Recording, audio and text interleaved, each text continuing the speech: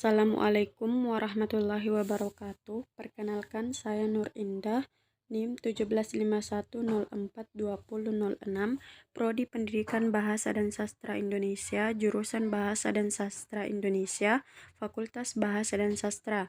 Yang terhormat Bapak Dr. Muhammad Saleh SPD MPD selaku pembimbing 1, yang terhormat Bapak Dr. Usman SPD MPD selaku pembimbing 2, yang saya hormati Ibu Dr. Haji Sulastri Jumingin M.Hum selaku penguji 1, yang saya hormati Ibu Dr. Idawati SPD MPD selaku penguji 2. Judul proposal yang akan saya presentasikan pada hari ini yaitu kemampuan memahami istilah asing di era pandemi COVID-19 siswa SMP Negeri 38 Makassar. Bab 1, latar belakang merebaknya COVID-19 di Indonesia membawa istilah yang terdengar asing di telinga. Penggunaan istilah tersebut erat kaitannya dengan penggambaran situasi dan kondisi terkait COVID-19. Istilah COVID-19 diperkenalkan oleh pemerintah dan juga narasumber yang dikenal sebagai gugus COVID-19 melalui media cetak dan media elektronik dengan menggunakan bahasa asing yakni bahasa Inggris atau menggunakan bahasa Indonesia sebagai padanan kata. Saat ini pengguna bahasa asing terkait COVID-19 tidak lagi berasal dari kalangan medis, pemerintah, dan narasumber, tetapi berasal dari berbagai kalangan seperti masyarakat dan pelajar atau siswa. Fokus penelitian yakni pada siswa, hal ini karena siswa adalah pengguna yang aktif di media sosial sehingga memungkinkan menemukan istilah asing di pemberitaan COVID-19.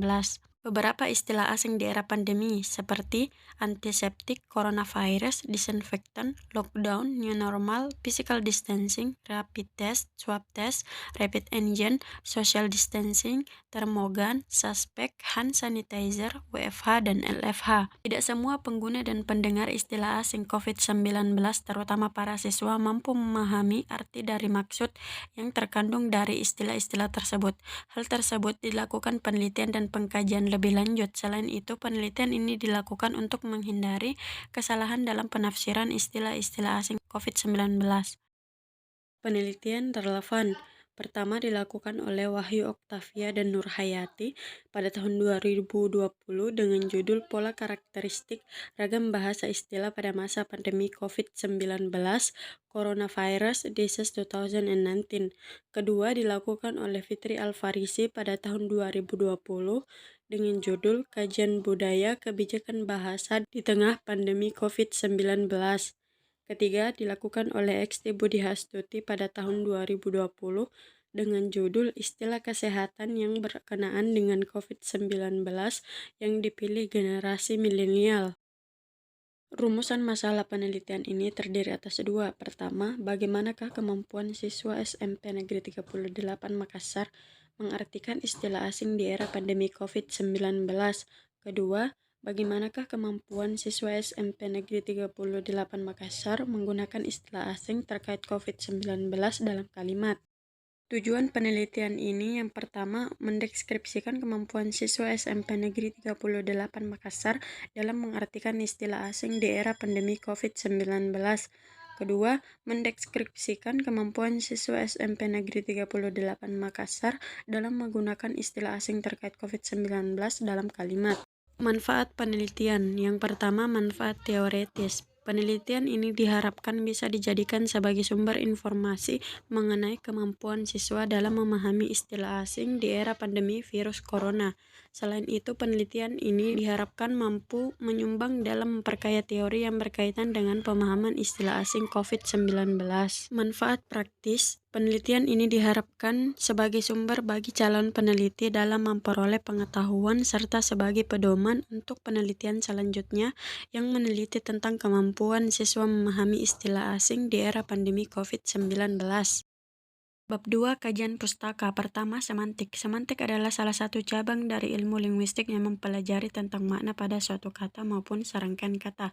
Menurut Ridwan tahun 2020, semantik adalah cabang ilmu linguistik yang mempelajari serta meneliti makna-makna pada suatu kata. Kedua, jenis-jenis semantik. Pertama, semantik behavioris, yaitu pemahaman hubungan antara rangsangan dan reaksi atau stimulus dengan respon. Makna diterangkan oleh situasi, maka dari itu makna hanya bisa dipahami apabila ada objek yang bisa diamati. Dua, semantik generatif.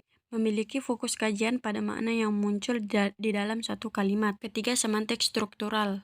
Pendekatan yang memfokuskan hubungan makna di antara kata atau kelompok kata serta bukan konsep atau referensi dari suatu makna tersebut. 4. Semantik deskriptif, yakni memiliki fokus pembahasan makna yang berlaku saat ini atau sekarang. 5. Semantik leksikal, yaitu pembelajaran semantik yang meluas konsepnya pada bahasan terkait sistem makna yang ditemukan pada kata. Kamus adalah contoh yang paling tepat menggambarkan konsep dari semantik leksikal. 6. Semantik logika, yakni kajian semantik yang mempelajari tentang makna yang dilihat dari konsep logika. Kedelapan, semantik historis, mempelajari penggunaan makna pada situasi waktu. Semantik ini memberi perbandingan pada satu kata berdasarkan periode penggunaan di antara kata pada masa-masa tertentu.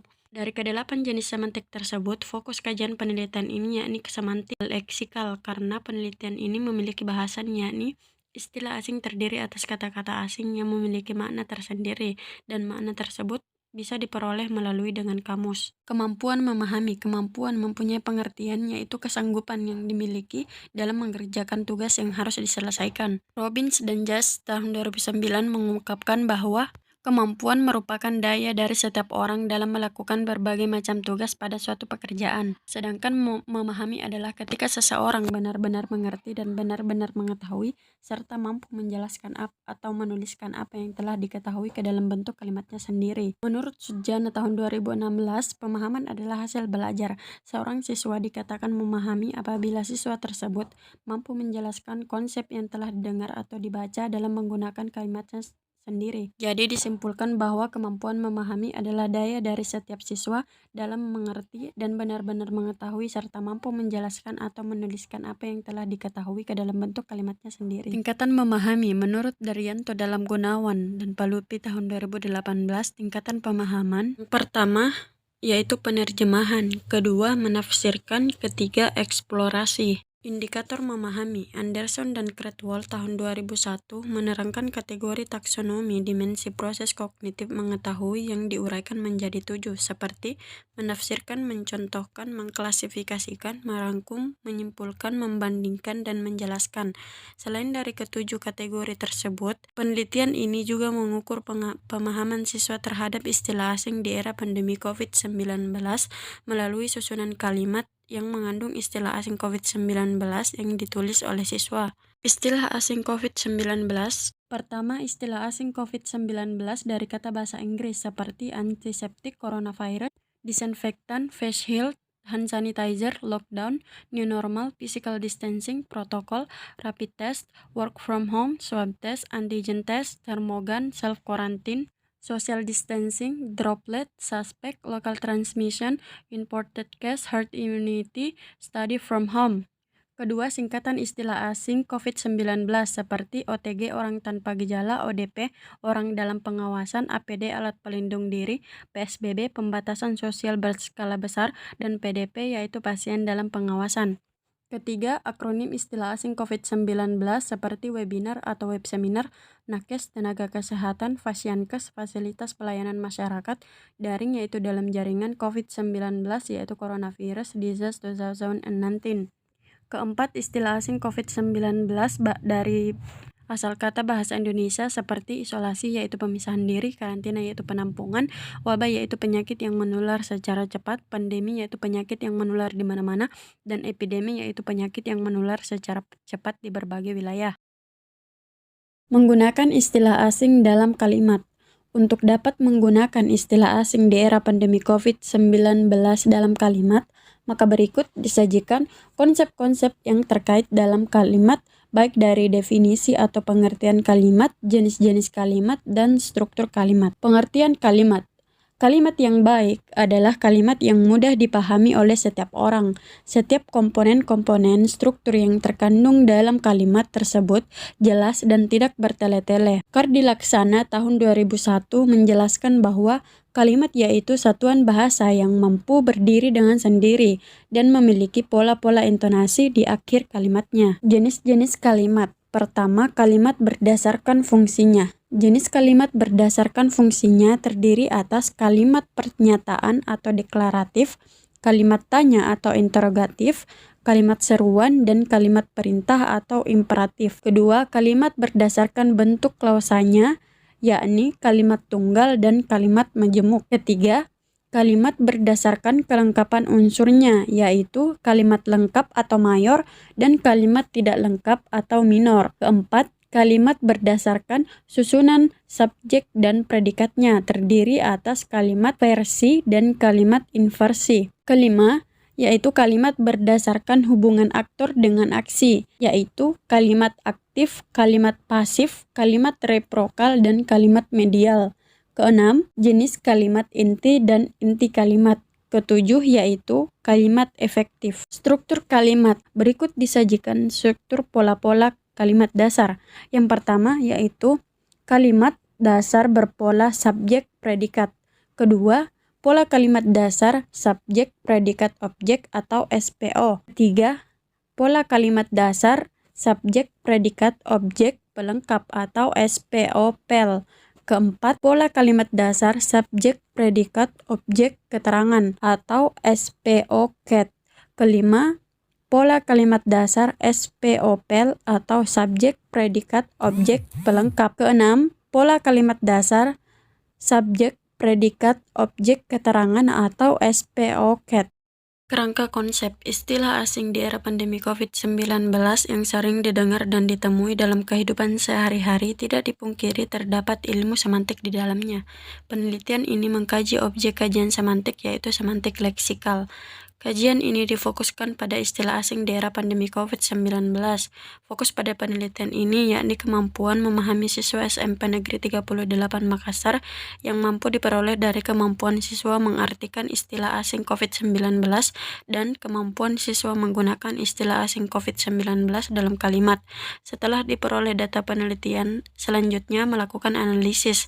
Dari hasil analisis, maka akan didapatkan sebuah temuan baru mengenai kemampuan memahami istilah asing di era pandemi COVID-19 siswa SMP Negeri 38 Makassar.